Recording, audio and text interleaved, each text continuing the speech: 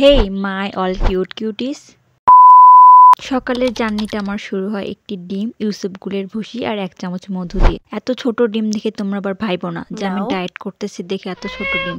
আসলে এটি আমাদের বাড়ির দেশি মুরগির ডিম। শীতের সকালে হালকা কুয়াশার মধ্যে হাঁটাহাঁটি করতে আমার খুবই ভালো লাগে। নাস্তা সেরে আমিও বেরিয়ে পড়লাম একটু হাঁটাহাঁটি করতে। আর এদিকে দেখো, যতদূর চোখ যায় শুধু সরিষা ফুল আর সরিষা। এখানে এলে তোমার মন এমনিতেই ভরে যাবে। আর এখানে আমি সরিষা ফুলে একটু ভিডিও করতেছিলাম। আর এদিকে এই মাছিটিকে দেখো, ওই ফুল থেকে কিছুতেই সরতেছিল না। মনে হয় এটি ওর অনেক পছন্দ হয়েছে।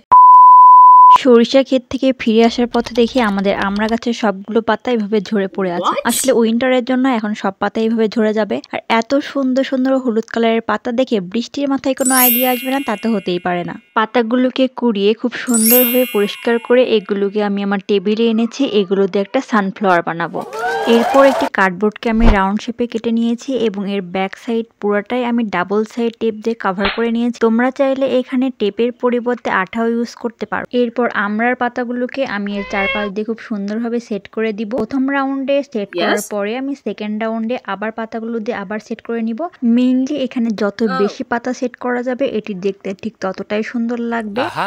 দেখো, এটা মোটামুটি কমপ্লিট হয়ে গেছে। এদিকে দেখি যে একটা পাতা আবার কিছুতেই জোড়া লাগছিল না। পরে আমি এটাকে আঠা দিয়ে আবার ভালোভাবে সেট করে দিয়েছি। যদিও ফুলটি কমপ্লিট হয়েছিল, বাট আমার মনে হয়েছিল মাঝখানে ক্লে ইউজ করলে হয়তো এটি দেখতে আরো বেশি সুন্দর লাগবে। সানফ্লাওয়ারের মাঝে আমি ব্রাউন কালার করব, এজন্য আমি একটা ব্রাউন কালারের ক্লে নিয়ে এটি খুব ভালোভাবে বল করে নিয়ে 2 হাত দিয়ে এখানে চেপে চেপে চ্যাপটা বানিয়ে নিব। এরপর এর মাঝে এটি লাগিয়ে দিই। এখানে আসলে ওভাবে এক্সপ্লেন করার কিছুই নেই, তোমরা দেখলেই অটোমেটিক বুঝে যাবে যে এটা কিভাবে সেট করতে হবে। সানফ্লাওয়ারের মাঝে ক্লের উপর দাগ কাটার জন্য আমি কিছুই পাচ্ছিলাম না। তারপরে ত্রিভুজ আকৃতি এটা পেলাম। এটা দিয়ে আমি আপাতত কাজ চালিয়ে নিচ্ছি। এটার নাম যে কি সেটা আমার মনে নেই। তোমরা যদি নাম জেনে থাকো অবশ্যই আমাকে কমেন্ট করে জানাবা। আর এদিকে আমি ইয়েলো কালারের ক্লে ইউজ করে এর মাঝ বরাবর দিয়ে দিচ্ছি। আর সাথে একটু ফটোশুটও করে নিলাম।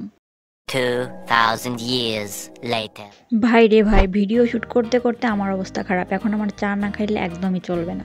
যদিও আমার চা বানানোর স্টাইলটা একটু ভিন্ন। আমি এখানে দুধের মধ্যে একটি প্যাক নিয়ে নাচানাচি করে এর মধ্যে চিনি দিয়ে চা বানিয়ে নিয়েছি। যতই ডায়েট করে চিনি ছাড়া চা আমি কখনোই খেতে পারি না।